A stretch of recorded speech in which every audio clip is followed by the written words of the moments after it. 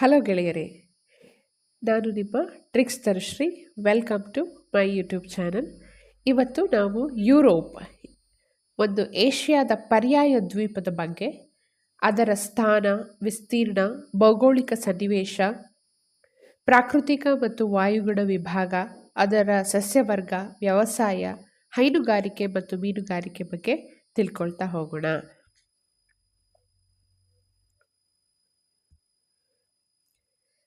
ಪ್ರಪಂಚದಲ್ಲೇ ಅತಿ ಹೆಚ್ಚು ಜನಸಾಂದ್ರತೆ ಮತ್ತು ಅತಿ ಹೆಚ್ಚು ನಗರೀಕರಣಗೊಂಡ, ಅಂದರೆ ಸಿವಿಲೈಸ್ಡ್ ಸಿಟಿಸನ್ಸ್ ಇರುವಂಥದ್ದು, ಅಂದರೆ ಸಿಟಿ ಇಂಪ್ರೂವೈಸ್ಡ್ ಸಿಟಿಯನ್ನು ಹೊಂದಿರುವಂತಹ ಖಂಡವೇ ಯುರೋಪ್ ಖಂಡ. ಇದು ಅತ್ಯಂತ ಸಮೃದ್ಧವಾಗಿರುವಂಥದ್ದು ಹಾಗೂ ಅನೇಕ ಇಂಡಸ್ಟ್ರೀಸ್ ಇರುವಂತಹ ಖಂಡ. ಮತ್ತು ವಿಸ್ತೀರ್ಣದಲ್ಲಿ ಎಷ್ಟನೇ ಸ್ಥಾನದಲ್ಲಿದೆ ಅಂತಂದರೆ ಅದು 6ನೇ ಸ್ಥಾನದಲ್ಲಿದೆ. ಇದು ಇಂಪಾರ್ಟೆಂಟ್ ಆಗುತ್ತೆ. ಇದು ಸಂಕೀರ್ಣ ಮತ್ತು ವೈವಿಧ್ಯ ಭೌಗೋಳಿಕ ಸನ್ನಿವೇಶವನ್ನು ಹೊಂದಿರುವಂಥದ್ದು. ಒಟ್ಟು 56 ದೇಶಗಳನ್ನು ಹೊಂದಿದೆ. ಸಣ್ಣ ಹಾಗೂ ದೊಡ್ಡ ಎಲ್ಲವನ್ನೂ ಸೇರಿಸಿದ್ರೆ ಒಟ್ಟು ಎಷ್ಟು ದೇಶಗಳಿದೆ ಯುರೋಪ್ ಖಂಡದಲ್ಲಿ? 56 ದೇಶಗಳಿರುವಂಥದ್ದು. ಸೊ ಇಲ್ಲಿ ಇಂಪಾರ್ಟೆಂಟ್ ಇದೊಂದು ನೆನ್ಪಿಟ್ಕೊಳ್ಳಿ, 56 ದೇಶ ಅನ್ನುವಂಥದ್ದು. ಓಕೆ, ನೆಕ್ಸ್ಟ್ ಸ್ಥಾನ ಮತ್ತು ವಿಸ್ತೀರ್ಣ ಮತ್ತು ಭೌಗೋಳಿಕ ಸನ್ನಿವೇಶವನ್ನು ನೋಡೋದಾದರೆ,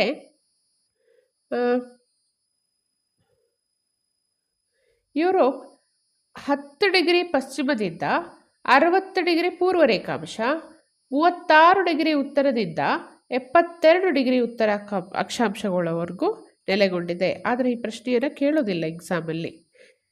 ಯುರೋಪ್ ಪ್ರಪಂಚದ 2ನೆಯ ಚಿಕ್ಕ ಭೂಖಂಡ. ಮೊದಲನೆಯದು ಯಾವುದು ನೆನ್ನೆ ಓದಿದ್ವಲ್ಲ, ಅದು ಏಷ್ಯಾ. ಇದು ಇಡೀ ಪ್ರಪಂಚದಲ್ಲಿಯೇ 2ನೆಯ ಚಿಕ್ಕ ಭೂಖಂಡ. ಒಟ್ಟು ವಿಸ್ತೀರ್ಣ 10.4 ಮಿಲಿಯನ್ ಚದರ ಕಿಲೋಮೀಟರ್ಗಳು. ಇದು ಭಾರತದ ಒಟ್ಟು ವಿಸ್ತೀರ್ಣಕ್ಕಿಂತ ಏನಾಗಿದೆ, 3 ಪಟ್ಟು ದೊಡ್ಡದಾಗಿರುವಂಥದ್ದು. ಪೃಥ್ವಿಯ ಒಟ್ಟು ವಿಸ್ತೀರ್ಣದಲ್ಲಿ 7% ಭಾಗವನ್ನು ಹೊಂದಿದೆ. ಆದರೆ ಪ್ರಪಂಚದ ಜನಸಂಖ್ಯೆಯಲ್ಲಿ 1/4 ಭಾಗವನ್ನು ಹೊಂದಿರುವಂಥದ್ದು.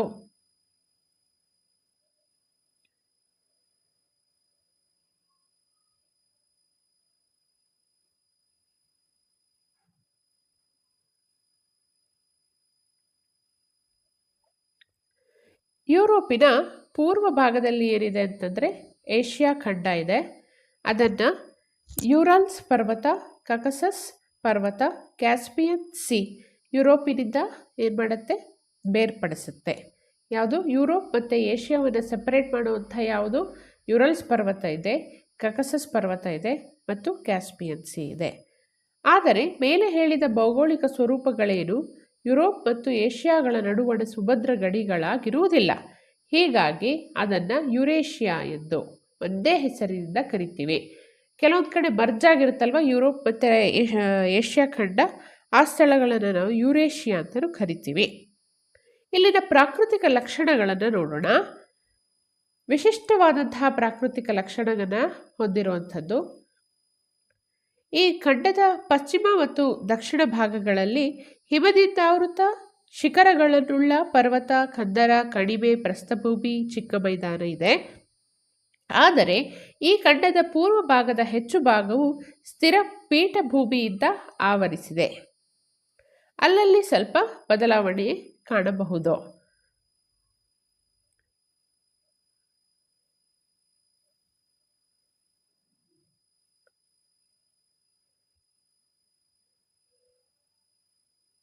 ಯುರೋಪ್ ಖಂಡದ ಅತಿ ಎತ್ತರವಾದ ಬಿಂದು ಅಂತಂದರೆ ಅದುವೇ ಕಾಕಸಸ್ ಪರ್ವತ ಸರಣಿಯ ಮೌಂಟ್ ಎಲ್ಬ್ರೂಸ್ ಶಿಬಿರ. This is very very very important. You need to remember this point.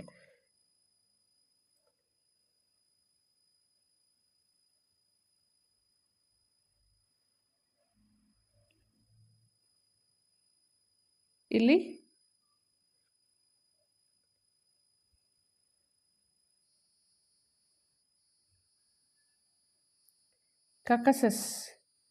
ಕಕಸಸ್ ಪರ್ವತ ಏನಿದೆ ಅಲ್ವಾ, ಅಲ್ಲಿ ಆ ಪರ್ವತ ಸರಣಿ, ಅದು ಅಂದರೆ ಸಿರೀಸ್ ಆಫ್ ಮೌಂಟೇನ್ಸ್, ಅಲ್ಲಿರುವಂತಹ ಮೌಂಟ್ ಎಲ್ಬ್ರೂಸ್ ಏನಿದೆಯಲ್ವಾ ಅದು 5633 ಮೀಟರ್ ಅತ್ಯಂತ ಎತ್ತರವಾದ ಪಾಯಿಂಟ್ ಅದು ಯುರೋಪ್ ಖಂಡದಲ್ಲೇ. ಇಲ್ಲಿ ಕಾಣ್ತಾ ಇದ್ದೀರಾ ನೀವು ಚಿತ್ರದಲ್ಲಿ, ಎಲ್ಬ್ರೂಸ್ ಶಿಖರ ಇದು. ಅತ್ಯಂತ ತಗ್ಗಾದ ಸ್ಥಳ ಯಾವುದಪ್ಪ ಅಂತಂದರೆ ಅದುವೇ ಕ್ಯಾಸ್ಪಿಯನ್ ಸಮುದ್ರ.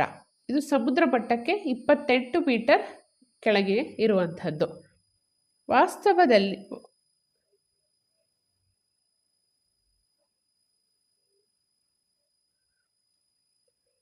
ವಾಸ್ತವವಾಗಿ ಏಷ್ಯನ್ ಭೂರಾಶಿಯಲ್ಲಿ ಯುರೋಪ್ ಒಂದು ದೊಡ್ಡ ಪರ್ಯಾಯ ದ್ವೀಪ. ಈ ಖಂಡದಲ್ಲಿ ಹಲವು ಪರ್ಯಾಯ ದ್ವೀಪಗಳಿವೆ. ಉದಾಹರಣೆಗೆ ಸ್ಕ್ಯಾಂಡಿನೇವಿಯಾ, ಐಬೀರಿಯಾ, ಜಟ್ಲ್ಯಾಂಡ್, ಬಾಲ್ಕನ್ ಮುಂತಾದವು. ಆದ್ದರಿಂದ ಯುರೋಪನ್ನು ಪರ್ಯಾಯ ದ್ವೀಪಗಳ ಪರ್ಯಾಯ ದ್ವೀಪ ಅಂತ ಕರಿತೀವಿ.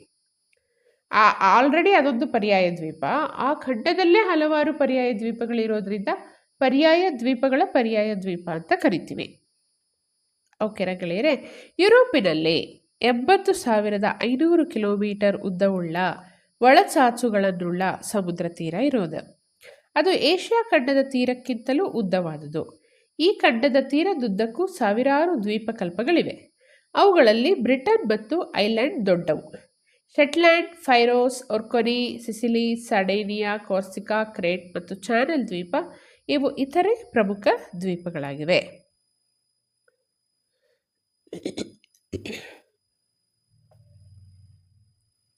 ಇದು ಪ್ರಾಕೃತಿಕ ವಿಭಾಗಗಳನ್ನು ನೋಡೋಣ. 4 ಭಾಗಗಳನ್ನಾಗಿ ವಿಂಗಡಣೆ ಮಾಡಲಾಗಿದೆ. ವಾಯುವ್ಯದ ಎತ್ತರದ ಭಾಗ,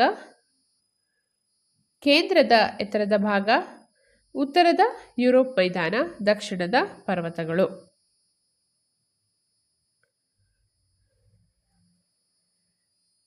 ವಾಯುವ್ಯ ಎತ್ತರದ ಭಾಗಗಳೇನಿದೆಯಲ್ವಾ, ಈ ಪ್ರಾಕೃತಿಕ ವಿಭಾಗವು ಅತ್ಯಂತ ಪುರಾತನ ಪರ್ವತ ಸರಣಿಗಳನ್ನುಳ್ಳ ಫಿನ್ಲ್ಯಾಂಡ್, ಸ್ವೀಡನ್, ನಾರ್ವೆಗಳನ್ನೊಳಗೊಂಡಿದ್ದು ಐಸ್ಲ್ಯಾಂಡ್ ಮತ್ತು ಬ್ರಿಟನ್ವರೆಗೂ ವಿಸ್ತರಿಸಿದೆ.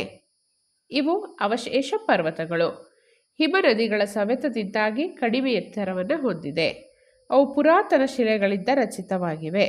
ಸ್ಕ್ಯಾಂಡಿನೇವಿಯಾದಲ್ಲಿ ಇವುಗಳ ಸಾಮಾನ್ಯ ಎತ್ತರ 2000 ಮೀಟರ್ ಮತ್ತು ಐರ್ಲ್ಯಾಂಡ್ ಮತ್ತು ಸ್ಕಾಟ್ಲ್ಯಾಂಡ್ಗಳಲ್ಲಿ 600 ಮೀಟರ್ ಮಾತ್ರ. ಗೋಲ್ಡೋಪಿಗ್ಗೆನ್ ಈ ವಿಭಾಗದ ಅತ್ಯಂತ ಎತ್ತರವಾದ ಶಿಖರ. ಯಾವುದು? ವಾಯುವ್ಯ ಭಾಗದ ಅತ್ಯಂತ ಎತ್ತರವಾದ ಶಿಖರ ಅಂತಂದರೆ ಯಾವುದದು? ಗೋಲ್ಡೋಪಿಗ್ಗೆನ್.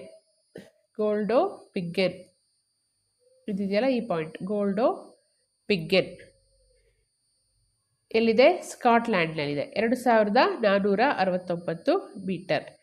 ಈ ವಿಭಾಗದ ಅತ್ಯಂತ ಎತ್ತರವಾದ ಶಿಖರ ನಾರ್ವೆ. ನಾರ್ವೆಯಲ್ಲಿರುವಂತಹ ಸ್ಕಾಟ್ಲ್ಯಾಂಡಿನ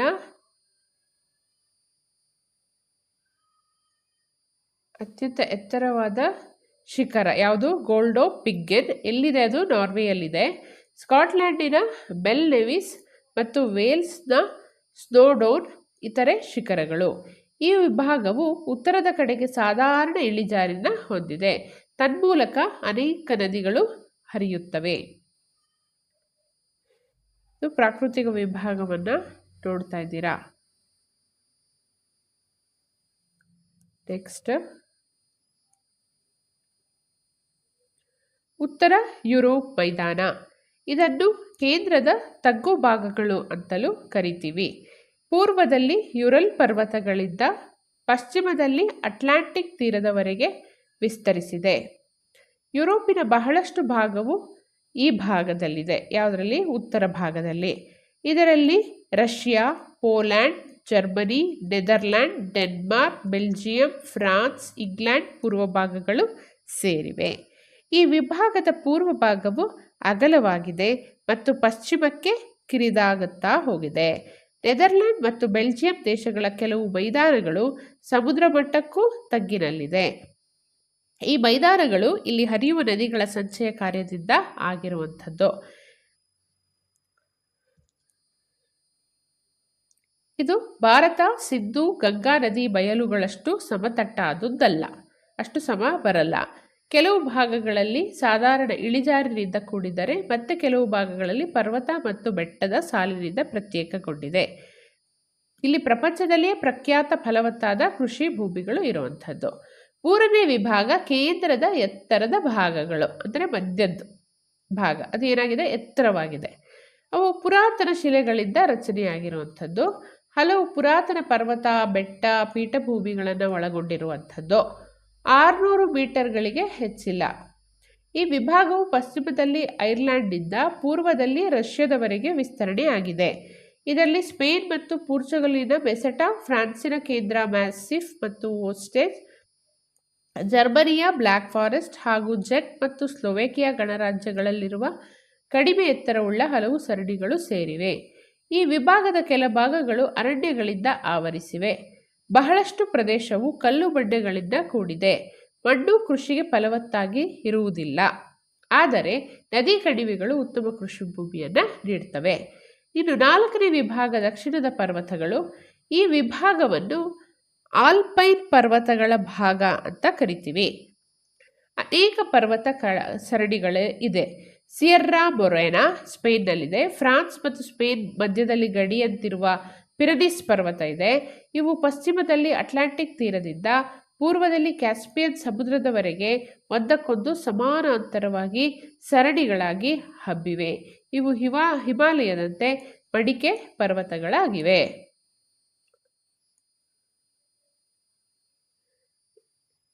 ಆಲ್ಪ್ಸ್ ಪರ್ವತಗಳೇ ಇರೋದ್ರಿಂದ ಅದಕ್ಕೆ ಏನಂತ ಹೆಸರು ಬಂದಿದೆ, ಆಲ್ಪೈನ್ ಪರ್ವತಗಳ ಭಾಗ ಅಂತ ಹೆಸರು ಬಂದಿದೆ. ಇಲ್ಲಿ ಅತ್ಯಂತ ಎತ್ತರವಾದ ಶಿಖರ ಯಾವುದಪ್ಪ ಅಂತಂದರೆ ಅದು ಮೌಂಟ್ ಬ್ಲಾಂಕ್. ಇದು ಇಂಪಾರ್ಟೆಂಟ್, ಮೌಂಟ್ ಬ್ಲಾಂಕ್.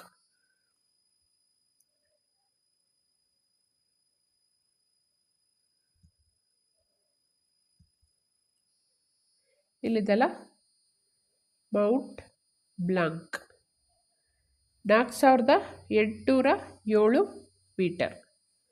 ಆಲ್ಪ್ಸ್ ಪರ್ವತಗಳು ಫ್ರಾನ್ಸ್ನ ಆಗ್ನೇಯ ಭಾಗ, ಇಟಲಿಯ ಉತ್ತರ, ಸ್ವಿಟ್ಜರ್ಲ್ಯಾಂಡಿನ ಬಹಳಷ್ಟು ಭಾಗ, ಜರ್ಮನಿ, ಆಸ್ಟ್ರಿಯಾ ಮತ್ತು ಸ್ಲೋವೇನಿಯಾ ಭಾಗಗಳಲ್ಲಿ ಹಂಚಿಕೆಯಾಗಿದೆ. ಇಟಲಿಯ ಹೆಚ್ಚಿನ ಭಾಗದಲ್ಲಿ ಆಪ್ನೈನ್ ಪರ್ವತ, ಕ್ರೋಸಿಯಾ, ಬೋಸ್ನಿಯಾ, ಯುಗೋಸ್ಲೋವಿಯಾಗಳಲ್ಲಿ ಡಿನಾರಿಕ್ ಆಲ್ಪ್ಸ್, ಬಲ್ಗೇರಿಯಾದ ಬಾಲ್ಕನ್ ಮತ್ತು ಉತ್ತರ ಸ್ಲೋವೇನಿಯಾದಲ್ಲಿ ಕಾರ್ಪೇಥಿಯನ್ ಪರ್ವತಗಳಿರುವಂಥದ್ದು. ಮೌಂಟ್ ಬ್ಲಾಂಕ್ ಶಿಖರವನ್ನು ನಾವಿಲ್ಲಿ ನೋಡ್ತಾ ಇದ್ದೀವಿ. ನೆಕ್ಸ್ಟ್,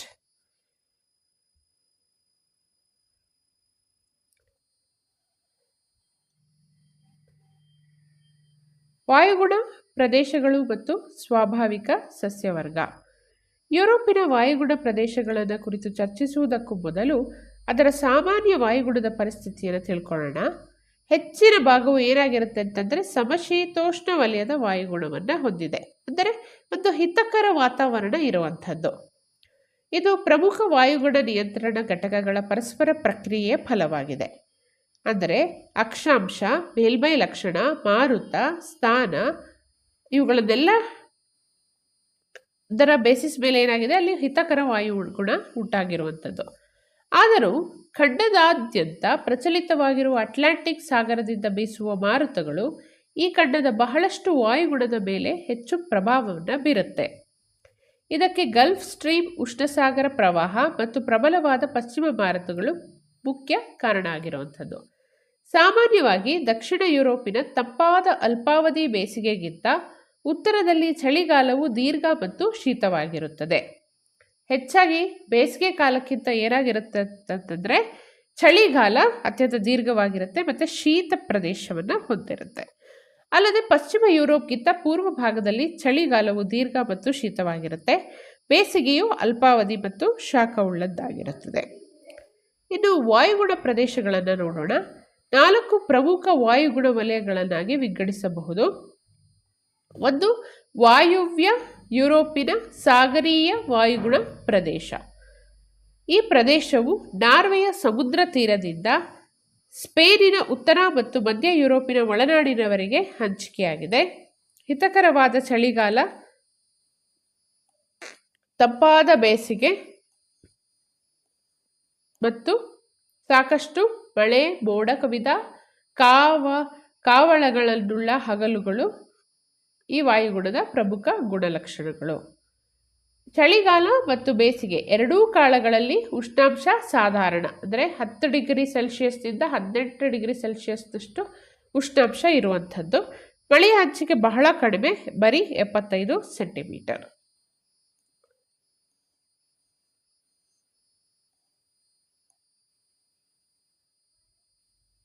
ಎರಡನೇದು ಖಂಡಾಂತರ ವಾಯುಗುಣ ಪ್ರದೇಶ, ಹೆಚ್ಚಾಗಿ ಪೋಲ್ಯಾಂಡ್, ಸ್ಲೋವೇಕಿಯಾ, ಚೆಕ್ ರಿಪಬ್ಲಿಕ್, ಹಂಗೇರಿ, ರುಮೇನಿಯಾ, ಬಲ್ಗೇರಿಯಾದಲ್ಲಿ ಕಂಡುಬರುವಂಥದ್ದು.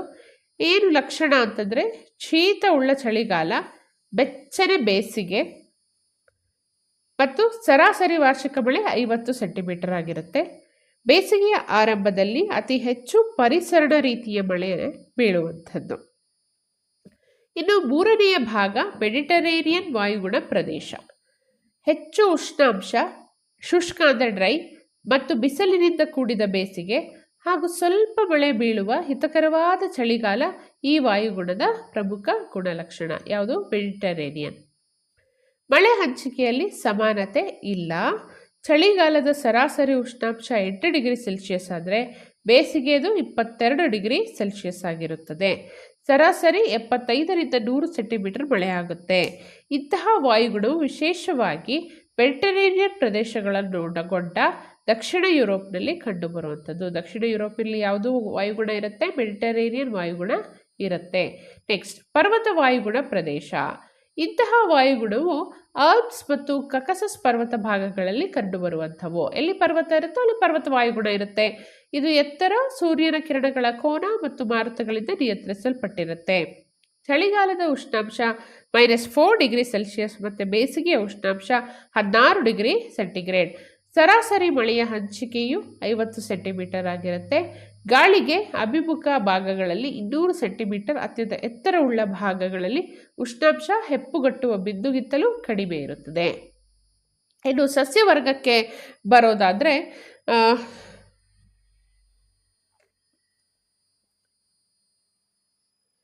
ಯುರೋಪ್ನಲ್ಲಿ ಮಾನವ ನೆಲೆಸಿರೋದ್ರಿಂದ, ಜನಸಾಂದ್ರತೆ ಹೆಚ್ಚಿರೋದ್ರಿಂದ ಅಲ್ಲಿ ಸಾಮಾನ್ಯವಾಗಿ ಸ್ವಾಭಾವಿಕ ಸಸ್ಯವರ್ಗ ವಿನಾಶ ಆಗಿದೆ, ಅಂದರೆ ಡೆಸ್ಟ್ರಾಯ್ ಆಗಿದೆ. ಆದರೆ ಎತ್ತರದ ಪ್ರದೇಶಗಳಲ್ಲಿ ಮಾತ್ರ ಸಸ್ಯವರ್ಗ ಕಾಣುವಂಥದ್ದು. ಯಾವುದೆಲ್ಲ ಕಾಣಿಸುತ್ತೆ? ಒಂದು ಥಂಡ್ರಾ ಸಸ್ಯವರ್ಗ ಅಂತಂದರೆ ಲೈಚನ್ಸ್ ಅಂಡ್ ಮಾಸಸ್, ಶಿಲಾವಲ್ಕ ಮತ್ತು ಪಾಚಿಗಳು ಮಾತ್ರ ಕಂಡುಬರುವಂಥದ್ದು ಎಲ್ಲಿ? ಥಂಡ್ರಾ ಸಸ್ಯವರ್ಗದಲ್ಲಿ. ಎಲ್ಲೆಲ್ಲ ಕಾಣುತ್ತೆ ಇದು ಅಂತಂದರೆ ಐಸ್ಲ್ಯಾಂಡ್, ನಾರ್ವೆ, ಸ್ವೀಡನ್, ಫಿನ್ಲ್ಯಾಂಡ್ಗಳನ್ನೊಳಗೊಂಡ ಕಿರಿದಾದ ಪ್ರದೇಶಗಳಲ್ಲಿ ಕಂಡುಬರುವಂಥದ್ದು. ಇಂಥದ್ದೇ ಸಸ್ಯವರ್ಗ ಆಲ್ಪ್ಸ್ ಮತ್ತು ಯುರಲ್ಸ್ ಪರ್ವತಗಳ ಎತ್ತರ ಭಾಗದಲ್ಲಿಯೂ ಕಂಡುಬರುವಂಥದ್ದು. ಇನ್ನು ಎರಡನೇದು ಟೈಗಾ ಅರಣ್ಯ. ನಾರ್ವೆ, ಸ್ವೀಡನ್, ಫಿನ್ಲ್ಯಾಂಡ್ಗಳನ್ನೊಳಗೊಂಡ ಧ್ರುವ ಪ್ರದೇಶಗಳಲ್ಲಿ ಟೈಗಾ ಅರಣ್ಯ ಅಂದರೆ ಇಲ್ಲಿ ಮರದ ಎಲೆಗಳು ಶಂಕುವಿನ ಆಕಾರದಲ್ಲಿ, ಮರದ ಶೇಪ್ ಹೇಗಿರುತ್ತೆ ಅಂತಂದರೆ ಶಂಕುವಿನ ಆಕಾರದಲ್ಲಿ ಇರುತ್ತೆ. ಇದು ಇಂಪಾರ್ಟೆಂಟ್, ನೆನ್ಪಿಟ್ಕೊಳ್ಳಿ. ಕೆಲವೇ ಪ್ರಭೇದದ ಮರಗಳಿರುವಂಥದ್ದು ಯಾವುದಪ್ಪ ಅಂತಂದರೆ Scots pine, ಸ್ಟ್ರೂಸ್, ಲಾರ್ಚ್.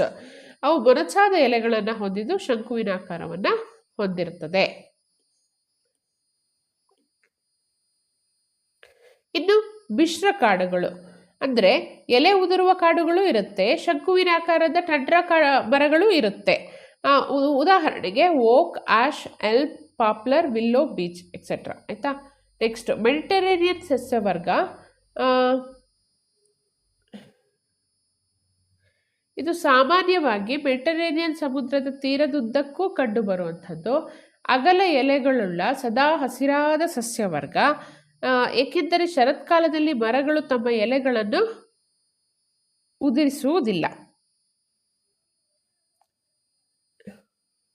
Cork, oak, olive, laurel ಮುಂತಾದ ಮರಗಳು ಇಲ್ಲಿ ಬೆಳೆಯುತ್ತವೆ. ಹುಲ್ಲುಗಾವಲು ದಕ್ಷಿಣ ಭಾಗದ ಎಲೆ ಉದುರಿಸುವ ಅರಣ್ಯಗಳಲ್ಲಿ ಕಂಡುಬರುತ್ತೆ. ಉದಾಹರಣೆಗೆ Hungary, Bulgaria, Romania, European Russia. ಇದು ವಿರಳ ಮರಗಳು ಮತ್ತು ಹುಲ್ಲುಗಳನ್ನುಳ್ಳ ಸ್ಟೆಪ್ಪಿ ಸಸ್ಯವರ್ಗವಾಗಿದೆ. ಇನ್ನು ಆಲ್ಪೈನ್ ಸಸ್ಯವರ್ಗ ಯುರೋಪಿನ ದಕ್ಷಿಣ ಭಾಗದಲ್ಲಿ ಎತ್ತರವಾದ ಪರ್ವತ ಭಾಗಗಳಲ್ಲಿ ಹಂಚಿಕೆಯಾಗಿದೆ. ಉದಾಹರಣೆಗೆ ಆಲ್ಪ್ಸ್, ಪಿರ್ನೀಸ್, ಬಾಲ್ಕನ್, ಕಪೇತಿಯನ್ ಮತ್ತು ಡಿನಾರಿಕ್ ಪರ್ವತಗಳು. ವ್ಯವಸಾಯ, ಹೈನುಗಾರಿಕೆ ಮತ್ತು ಮೀನುಗಾರಿಕೆ. ಯುರೋಪಿನಲ್ಲಿ ಕೈಗಾರೀಕರಣದ ತರುವಾಯವು ವ್ಯವಸಾಯವು ಮುಖ್ಯ ವೃತ್ತಿಯಾಗಿದೆ. ಕೈಗಾರಿಕೆ ಇದ್ದರೂ ಕೂಡ ಏನಾಗಿದೆ, ವ್ಯವಸಾಯ ಇಂಪ್ರೂವ್ ಆಗಿದೆ. ವಿಶಾಲ ಸಮತಟ್ಟಾದ ಫಲವತ್ತಾದ ಭೂಮಿ ಹಾಗೂ ಉತ್ತಮ ನೀರಾವರಿ ಸೌಲಭ್ಯ ಹೊಂದಿರುವುದರಲ್ಲಿ ಅದೃಷ್ಟಶಾಲಿ. ಅಂದರೆ ಭೂಮಿನೂ ಚೆನ್ನಾಗಿದೆ, ಸಮತಟ್ಟಾಗಿದೆ, ಫಲವತ್ತಾಗಿದೆ, ಮತ್ತು ಒಳ್ಳೆ ನೀರಾವರಿ ಸೌಲಭ್ಯನೂ ಇದೆ, ಮತ್ತು ಒಳ್ಳೆ ವಾಯುಗುಣನೂ ಇದೆ. ಸ್ಕ್ಯಾಂಡಿನೇವಿಯನ್ ದೇಶಗಳನ್ನು ಹೊರತುಪಡಿಸಿ ಯುರೋಪಿನ ಬಹಳಷ್ಟು ದೇಶಗಳು ಅವುಗಳ ವಿಸ್ತೀರ್ಣದಲ್ಲಿ 50%ಕ್ಕೂ ಹೆಚ್ಚು ಭಾಗ ಕೃಷಿಗೊಳಪಟ್ಟಿವೆ. ಯುರೋಪಿನ ಸರಾಸರಿ ಭೂ ಹಿಡಿಯುಳಿಯ ಗಾತ್ರ 10 ಹೆಕ್ಟೇರ್. ಪಶ್ಚಿಮ ಯುರೋಪಿನ ದೇಶಗಳಲ್ಲಿ ಮಿಶ್ರ ಬೇಸಾಯವು ರೂಢಿಯಲ್ಲಿದೆ. ಇದು ಬೆಳೆಗಳ ಸಾಗುವಳಿ ಮತ್ತು ಜಾನುವಾರು ಸಾಗಣೆ ಎರಡನ್ನೂ ಒಳಗೊಂಡಿದೆ. ಇಲ್ಲಿ ಕೃಷಿ ಭೂಮಿಯನ್ನು ದನಗಳ ಮೇವಿಗಾಗಿ ಬೆಳೆಗಳನ್ನು ಬೆಳೆಯಲು, ಕೋಳಿ ಸಾಕಣೆ, ಹಂದಿ ಸಾಕಲು, ಹಣ್ಣು ತರಕಾರಿ ಬೆಳೆಯುವುದಕ್ಕೆ ಉಪಯೋಗಿಸುತ್ತಾರೆ. ಆಹಾರ ಧಾನ್ಯವನ್ನು ಬೆಳೆಯುವುದು ಸಹ ಅತ್ಯಂತ ಪ್ರಮುಖವಾಗಿದೆ. ಸಾಂದ್ರ ವ್ಯವಸಾಯ ರೂಢಿಯಲ್ಲಿರುತ್ತೆ. ಮೆಡಿಟರೇನಿಯನ್ ವಾಯುಗುಣವುಳ್ಳ ದಕ್ಷಿಣ ಯುರೋಪಿನ ವ್ಯವಸಾಯವೇ ಬೇರೆಯಾಗಿರುತ್ತದೆ. ಅದು ಏಕದಳ ಧಾನ್ಯ ಬೆಳೆ, ಹಣ್ಣು ತರಕಾರಿ ಸಾಗುವಳಿ, ಜಾನುವಾರು ಸಾಕಣೆ ಕೂಡಿದೆ. ವಿಶಾಲವಾದ ಮಾರುಕಟ್ಟೆಯನ್ನು ಅವಲಂಬಿಸಿದ ವಿಶೇಷ ಮಾದರಿ ವ್ಯವಸಾಯ ಅಭಿವೃದ್ಧಿಗೊಂಡಿದೆ.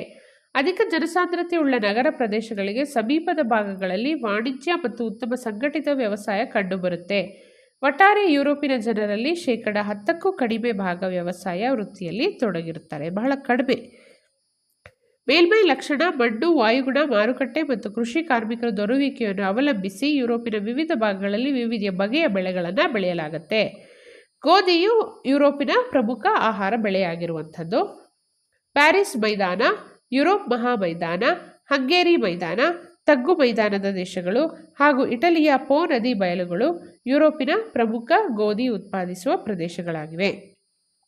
ಮೆಕ್ಕೆಜೋಳವು ಯುರೋಪಿನ ಎರಡನೆಯ ಪ್ರಮುಖ ಏಕದಳ ಧಾನ್ಯ ಬೆಳೆ. ಆಯಿತಾ, ಗೋಧಿ ಫಸ್ಟು, ಮೆಕ್ಕೆಜೋಳ second. France, Italy, Hungary, Germany, France, Italy, Hungary, Romania ಮತ್ತು ಸ್ಪೇನ್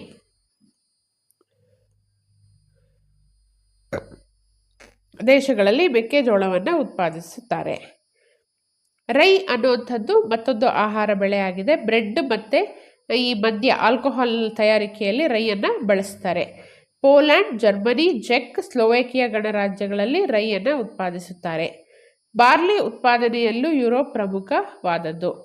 ಇದನ್ನು ಆಹಾರ ಧಾನ್ಯವನ್ನಾಗಿ, ದನಗಳಿಗೆ ಆಹಾರವಾಗಿ ಮತ್ತು ಒನ್ಸ್ ಅಗೇನ್ ಮದ್ಯ ತಯಾರಿಕೆಯಲ್ಲಿ ಬಳಸ್ತಾರೆ. ಕೆಲವೆಡೆ ಓಟ್ಸನ್ನು ಬೆಳೆಯಲಾಗುತ್ತೆ.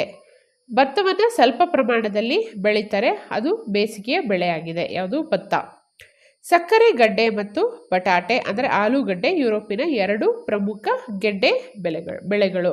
ಸಕ್ಕರೆ ಗೆಡ್ಡೆಯನ್ನು ಸಕ್ಕರೆ ತಯಾರಿಕೆಗೆ ಮತ್ತು ದನಗಳ ಆಹಾರಕ್ಕಾಗಿ ಉಪಯೋಗಿಸ್ತಾರೆ. ಬಟಾಟೆ ಅಂದರೆ ಆಲೂಗಡ್ಡೆಯನ್ನು ಕೇಂದ್ರ ಮತ್ತು ಪೂರ್ವ ಯುರೋಪ್ ಮೈದಾನದಲ್ಲಿ ಬೆಳೆಯಲಾಗುತ್ತೆ. ಯುರೋಪ್ ಪ್ರಪಂಚದಲ್ಲಿಯೇ ಹೆಚ್ಚು ಬಟಾಟೆಯನ್ನು ಉತ್ಪಾದಿಸುತ್ತೆ. ಅಗಸೆ ಬೀಜ, ಫ್ಲ್ಯಾಕ್ಸ್ ಸೀಡ್ ಇದೆಯಲ್ಲ, ಅದೊಂದು ಇಂಪಾರ್ಟೆಂಟ್ ನಾರು ಬೆಳೆಯಾಗಿದೆ. ಯುರೋಪಿನ ಬೆಟ್ಟಗಳ ಇಳಿಜಾರುಗಳಲ್ಲಿ ದ್ರಾಕ್ಷಿ, ಸೇಬು, ಅಂಜೂರ, ಕಿತ್ತಳೆ, ನಿಂಬೆ, ದ್ವೀಪದ್ರಾಕ್ಷಿ, ದಾಳಿಂಬೆ, ಚೆಸ್ಟ್ನಟ್ ಮುಂತಾದ ಹಣ್ಣುಗಳ ಬೇಸಾಯವು ಕಂಡುಬರುತ್ತದೆ. ಬಲ್ಗೇರಿಯಾವು ಗುಲಾಬಿ ಹೂ, ತರಕಾರಿ ಮತ್ತು ತೋಟಗಾರಿಕೆ ಬೆಳೆಗಳಿಗೆ ಅತ್ಯಂತ ಪ್ರಸಿದ್ಧಿಯನ್ನು ಹೊಂದಿರುವಂಥದ್ದು. ಹೈನುಗಾರಿಕೆ ಇದು ಯುರೋಪಿನ ಮಿಶ್ರ ಬೇಸಾಯ ಪದ್ಧತಿಯಲ್ಲಿ ಅತ್ಯುತ್ತಮ ವ್ಯವಸ್ಥಿತ ಉದ್ಯಮ. ತಂಪಾದ ತೇವಾಂಶ ಭರಿತ ವಾಯುಗುಣ, ಅಧಿಕ ಜನಸಾಂದ್ರತೆಯುಳ್ಳ ನಗರಗಳು, ಸುವ್ಯವಸ್ಥಿತ ರಸ್ತೆ ರೈಲು ಸಾರಿಗೆ ಸೌಲಭ್ಯ, ಅತ್ಯುತ್ತಮ ಜೈವಿಕ ತಂತ್ರಜ್ಞಾನದ ಅಭಿವೃದ್ಧಿ, ಶೈತ್ಯೀಕರಣ, ವಾಣಿಜ್ಯ ಮಾದರಿ ಹೈನುಗಾರಿಕೆಯಲ್ಲಿ ಯಾಂತ್ರೀಕರಣ ಮತ್ತು ಯಥೇಚ್ಛವಾದ ಮೇವು ಪೂರೈಕೆಗಳು ಯುರೋಪಿನ ಹೈನುಗಾರಿಕೆ ಅಭಿವೃದ್ಧಿಗೆ ಅತ್ಯಂತ ಉತ್ತೇಜನವನ್ನು ನೀಡಿವೆ. ಡೆನ್ಮಾರ್ಕ್, ನೆದರ್ಲ್ಯಾಂಡ್, ಸ್ವಿಟ್ಜರ್ಲ್ಯಾಂಡ್, ಜರ್ಮನಿ ಮತ್ತು ಬ್ರಿಟನ್ ಹೈನುಗಾರಿಕೆ ಹೆಚ್ಚು ಅಭಿವೃದ್ಧಿಯನ್ನು ಪಡೆದಿರುವಂಥದ್ದು. ಅದರಲ್ಲಿ ಡೆನ್ಮಾರ್ಕ್ ತುಂಬ ಫೇಮಸ್ಸು. ಯುರೋಪಿನ ದೇಶಗಳು ತಮ್ಮ ಹೈನದ ವಸ್ತುಗಳನ್ನು ರಫ್ತು ಮಾಡ್ತವೆ. ಉದಾಹರಣೆಗೆ ಬೆಣ್ಣೆ, ಗಿಡ್ಡು, ಹಾಲು, ಚಾಕ್ಲೇಟ್ ಮುಂತಾದವು. ಇನ್ನು ಮೀನುಗಾರಿಕೆಗೆ ಬರೋದಾದರೆ ಅದು ಕೂಡ ಒಂದು ಉತ್ತಮ ಆರ್ಥಿಕತೆಯನ್ನು ಮಾಡಿದೆ. ಕಡಿಮೆ ಆಳದ ಸಮುದ್ರ ಭಾಗಗಳಲ್ಲಿ ಮೀನುಗಾರಿಕೆ ಸಾಗುತ್ತದೆ. ಪ್ರಮುಖ ಮೀನುಗಾರಿಕಾ ಪ್ರದೇಶಗಳು ವಾಯುವ್ಯ ಯುರೋಪಿನಲ್ಲಿದೆ.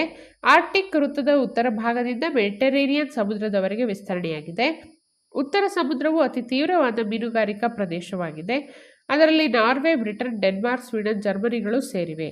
ಡಾಗರ್ ಬ್ಯಾಂಕ್ ಮತ್ತು ಗ್ರೇಟ್ ಫಿಶರ್ ಬ್ಯಾಂಕ್ ಪ್ರದೇಶಗಳು ಉತ್ತರ ಸಮುದ್ರದ 2 ಪ್ರಸಿದ್ಧ ಮೀನುಗಾರಿಕಾ ಕೇಂದ್ರಗಳಾಗಿರುವಂಥದ್ದು. ನಾರ್ವೆಯ ಜನರು ಮೀನುಗಾರಿಕೆಯಲ್ಲಿ ಪರಿಣಿತರಾಗಿದ್ದಾರೆ. ಸೀಲ್ ಮತ್ತು ತಿಮಿಂಗಿಲಗಳನ್ನು ಧ್ರುವ ಪ್ರದೇಶಗಳಲ್ಲಿ ಹಿಡಿಯಲಾಗುತ್ತೆ. ನಾರ್ವೆಯು ಅತಿ ಹೆಚ್ಚು ಮೀನುಗಳನ್ನು ಉತ್ಪಾದಿಸುವ ಮತ್ತು ರಫ್ತು ಮಾಡುವ ದೇಶವಾಗಿದೆ. ನೆನ್ಪಿಟ್ಕೊಳ್ಳಿ, ಕೇಳ್ತಾರೆ. ನಾರ್ವೆ ಕೃಷಿ ಭೂಮಿ ಮತ್ತು ಆಹಾರ ಧಾನ್ಯಗಳ ಕೊರತೆ ಇದ್ದಾಗಿ ಯುರೋಪಿನಲ್ಲಿ ಮೀನುಗಾರಿಕೆ ಅತ್ಯಂತ ಹೆಚ್ಚು ಪ್ರಚಲಿತ ಆಗಿರುವಂಥದ್ದು. ಖನಿಜಗಳು ಮತ್ತು ಪ್ರಮುಖ ಕೈಗಾರಿಕೆಗಳನ್ನು ನೋಡೋದಾದರೆ ಅತ್ಯಂತ ಹೆಚ್ಚಿನ ಮಟ್ಟದಲ್ಲಿ ಖನಿಜಗಳು ದೊರೆಯುವಂಥದ್ದು. ಹೆಚ್ಚಾಗಿ ಕಬ್ಬಿಣದ ಅದಿರು ಉತ್ಪಾದನೆಯಾಗತ್ತೆ. 5% ಕಬ್ಬಿಣದ ಅದಿರ ನಿಕ್ಷೇಪ ಇಲ್ಲಿ ಲಭ್ಯವಾಗತ್ತೆ. ಫ್ರಾನ್ಸ್, ಜರ್ಮನಿ, ಸ್ಪೇನ್, ಬ್ರಿಟನ್, ಸ್ವೀಡನ್ಗಳಲ್ಲಿ ಅತ್ಯಂತ ಹೆಚ್ಚು ಕಬ್ಬಿಣದ ಅದಿರು ಉತ್ಪಾದನೆಯಾಗತ್ತೆ. ಬಲ್ಗೇರಿಯಾ ಮತ್ತು ಪೋಲೆಂಡ್ಗಳು ಪ್ರಮುಖ ತಾಮ್ರ ಉತ್ಪಾದಿಸುವ ದೇಶಗಳಾಗಿವೆ. ಯುರೋಪ್ನಲ್ಲಿ ಪೆಟ್ರೋಲಿಯಂ ಮತ್ತು ನೈಸರ್ಗಿಕ ಅನಿಲಗಳ ಸಂಪತ್ತು ಬಹಳ ಕಡಿಮೆಯಾಗಿದೆ. ಪ್ರಮುಖ ಪೆಟ್ರೋಲಿಯಂ ಉತ್ಪಾದಿಸುವ ಭಾಗಗಳೆಂದರೆ ಉತ್ತರ ಸಮುದ್ರ, ಫ್ರಾನ್ಸ್, ಇಟಲಿ, ನೆದರ್ಲ್ಯಾಂಡ್ ಮತ್ತು ಜರ್ಮನಿ.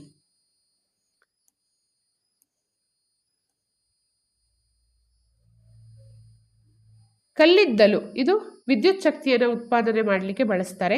ಸ್ಕ್ಯಾಂಡಿನೇವಿಯಾ ಮತ್ತು ಮೆಡಿಟರೇನಿಯನ್ ದೇಶಗಳನ್ನು ಹೊರತುಪಡಿಸಿ ಈ ಖಂಡದಾದ್ಯಂತ ಕಲ್ಲಿದ್ದಲು ನಿಕ್ಷೇಪವು ಹಂಚಿಕೆಯಾಗಿದೆ. ಬಿಟುಮಿನಸ್ ಕಲ್ಲಿದ್ದಲು ಯುರೋಪಿಯನ್, ರಷ್ಯಾ, ಜರ್ಮನಿ, ಬ್ರಿಟನ್ಗಳಲ್ಲಿ ಹಂಚಿಕೆಯಾಗಿವೆ. ಬಾಕ್ಸೈಟ್ ಮತ್ತು ಪೊಟ್ಯಾಷ್ಗಳು ಕೂಡ ದೊರೆಯುವಂಥದ್ದು. ಪ್ರಮುಖ ಕೈಗಾರಿಕೆಗಳು ಯಾವೆಲ್ಲ ಇದೆ ಅಂತಂದರೆ, ಕಬ್ಬಿಣ ಮತ್ತು ಉಕ್ಕಿನ ಯುಗ ಆಗಿರೋದ್ರಿಂದ ದೊಡ್ಡ ಪ್ರಮಾಣದ ಕೈಗಾರಿಕೆಗಳು ಕಬ್ಬಿಣ ಮತ್ತು ಉಕ್ಕುಗಳನ್ನು ಉತ್ಪಾದಿಸುತ್ತವೆ.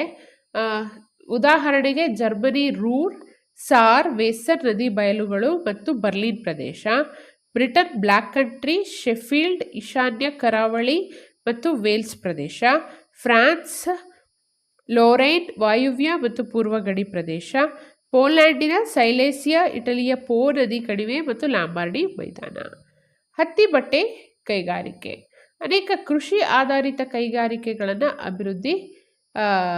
ಗೊಂಡಿವೆ ಬ್ರಿಟನ್ ಅಲ್ಲಿ, ಅಂದರೆ ಯುರೋಪಲ್ಲಿ. ಹತ್ತಿ ಬಟ್ಟೆ ಕೈಗಾರಿಕೆಗಳು ಕೂಡ ಒಂದು. ಕಚ್ಚಾ ಹತ್ತಿಯನ್ನು ಹೊರದೇಶದಿಂದ ಆಮದು ಮಾಡಿಕೊಳ್ತಾರೆ. ಆದರೆ ಆಧುನಿಕ ಹತ್ತಿ ಬಟ್ಟೆ ಕೈಗಾರಿಕೆಯ ಉಗಮ ಸ್ಥಾನ ಬ್ರಿಟನ್ನೇ ಆಗಿರುತ್ತೆ. ಇಲ್ಲಿನ ಲಂಕಾಶೈರ್, ಚೆಶೈರ್ ಮತ್ತು ಡರ್ಬಿಶೈರ್ಗಳು ಪ್ರಮುಖ ಹತ್ತಿ ಗರಣಿ ಕೇಂದ್ರಗಳಾಗಿರುತ್ತವೆ. ಉತ್ತಮ ದರ್ಜೆಯ ರೇಷ್ಮೆ, ಉಣ್ಣೆ ಬಟ್ಟೆ ಮತ್ತು ಕೃತಕ ನಾರಿನ ಬಟ್ಟೆಗಳಿಗೆ ಬ್ರಿಟನ್, ಜರ್ಮನಿ, ಫ್ರಾನ್ಸ್, ಬೆಲ್ಜಿಯಂ ಮತ್ತು ಇಟಲಿಗಳು ಪ್ರಸಿದ್ಧಿಯಾಗಿವೆ. ಹಡಗು ಕಟ್ಟುವ ಕೈಗಾರಿಕೆ. ಇದೊಂದು ದೊಡ್ಡ ಪ್ರಮಾಣದ ಇಂಜಿನಿಯರಿಂಗ್ ಹಾಗೂ ವಿಶೇಷ ಜೋಡಣೆ ಕೈಗಾರಿಕೆಯಾಗಿದೆ. ಸ್ವಯಂಚಾಲಿತ ವಾಹನ ಕೈಗಾರಿಕೆಗಳು, ಅಂದರೆ ವಾಹನವನ್ನು ತಯಾರು ಮಾಡುವಂತಹ ಉದ್ಯಮ ಕೂಡ ಅತ್ಯಂತ ಹೆಚ್ಚು ಪ್ರಚಲಿತ ಆಗಿರುವಂಥದ್ದು. ನೆಕ್ಸ್ಟ್, ಮುಖ್ಯ ಕೈಗಾರಿಕಾ ಪ್ರದೇಶಗಳು.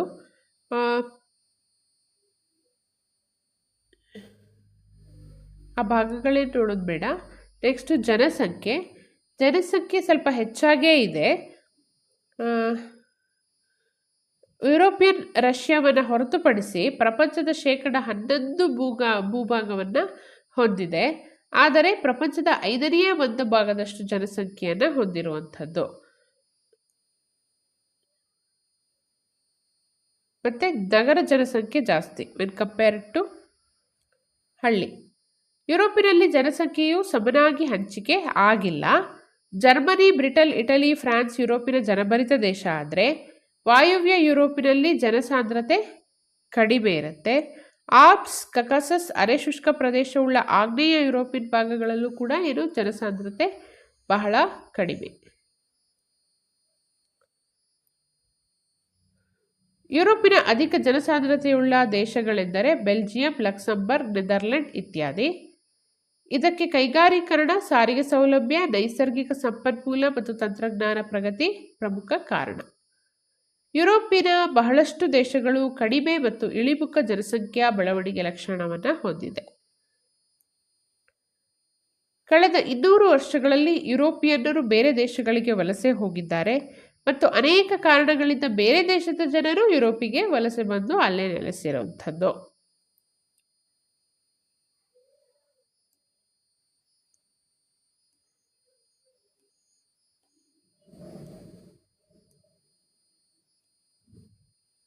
ದ್ವಿತೀಯ ಜಾಗತಿಕ ಯುದ್ಧಕ್ಕೂ ಮುಂಚೆ ಜರ್ಮನ್ನರು ಬೇರೆ ಬೇರೆ ದೇಶಗಳಿಗೆ ವಲಸೆ ಹೋಗಿದ್ದಾರೆ.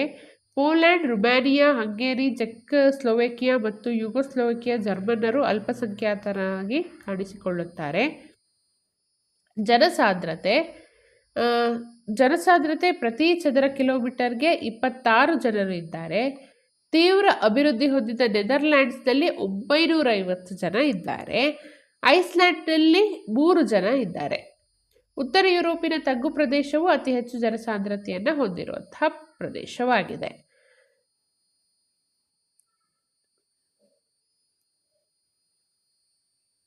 ಇದು ಪಾಯಿಂಟ್ಸ್ನ ಕೆಲವೊಂದಷ್ಟು ನೆನಪಲ್ಲಿ ಇಟ್ಕೊಳ್ಳೋಣ. ಸ್ಕ್ಯಾಂಡಿನೇವಿಯಾ ಉತ್ತರ ಯುರೋಪಿನ ಭಾಗ ಆಗಿದೆ. ಅದು ನಾರ್ವೆ, ಸ್ವೇಡನ್, ಫಿನ್ಲ್ಯಾಂಡ್ಗಳನ್ನು ಒಳಗೊಂಡಿದೆ. ಯಾವುದು? ಸ್ಕ್ಯಾಂಡಿನೇವಿಯಾ ಅನ್ನುವಂಥ ಪ್ರದೇಶ. ಬ್ರಿಟನ್ ಅಥವಾ ಗ್ರೇಟ್ ಬ್ರಿಟನ್ ಯುರೋಪಿನ ಬಹುದೊಡ್ಡ ದ್ವೀಪವಾಗಿದ್ದು ಇಂಗ್ಲೆಂಡ್, ಸ್ಕಾಟ್ಲ್ಯಾಂಡ್ ಮತ್ತು ವೇಲ್ಸ್ಗಳನ್ನೊಳಗೊಂಡಿದೆ. ಉತ್ತರ ಐರ್ಲೆಂಡ್ ಅನ್ನು ಸೇರಿಸಿಕೊಂಡು ಇದು ಸಂಯುಕ್ತ ರಾಜ್ಯವಾಗಿದೆ. ಸುಮಾರು 500 ವರ್ಷಗಳಿಗೂ ಹೆಚ್ಚು ಕಾಲ ಯುರೋಪ್ ಅನ್ನು ಪ್ರಪಂಚದ ಹೃದಯ ಭಾಗವೆಂದು ಕರೆಯಲಾಗಿತ್ತು. ಬ್ಲ್ಯಾಕ್ ಫಾರೆಸ್ಟ್ ಎನ್ನುವುದು ಅರಣ್ಯವಲ್ಲ, ಅದೊಂದು ಪರ್ವತ ಪ್ರದೇಶ. ದಕ್ಷಿಣ ಜರ್ಮನಿಯಲ್ಲಿ ಇರುವಂಥದ್ದು. ನೆನಪಿಟ್ಕೊಳ್ಳಿ, ಕೇಳ್ತಾರೆ ಬ್ಲ್ಯಾಕ್ ಫಾರೆಸ್ಟ್ ಎಲ್ಲಿದೆ? ಜರ್ಮನಿಯಲ್ಲಿದೆ. ಇದರ ಒಳಭಾಗವು ದಟ್ಟಡವಿಯಿಂದಾಗಿ ಕತ್ತಲಾಗಿರುವುದರಿಂದ ಏನಂತ ಹೆಸರು ಬಂದಿದೆ? ಬ್ಲ್ಯಾಕ್ ಫಾರೆಸ್ಟ್ ಅಂತ ಹೆಸರು ಬಂದಿದೆ. ಇಲ್ಲಿಗೆ ಯುರೋಪ್ ಖಂಡದ ಅಧ್ಯಾಯ ಮುಕ್ತಾಯವಾಯಿತು. ಇನ್ನು ಮುಂದಿನ ತರಗತಿಯಲ್ಲಿ ಭೇಟಿಯಾಗೋಣ. ಧನ್ಯವಾದಗಳು.